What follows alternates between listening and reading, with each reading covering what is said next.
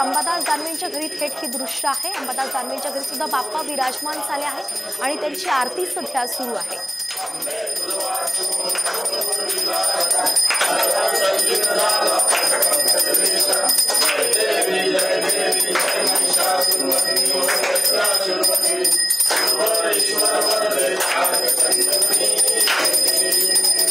Ganpati Bappa Morya, Mangalmurti Morya.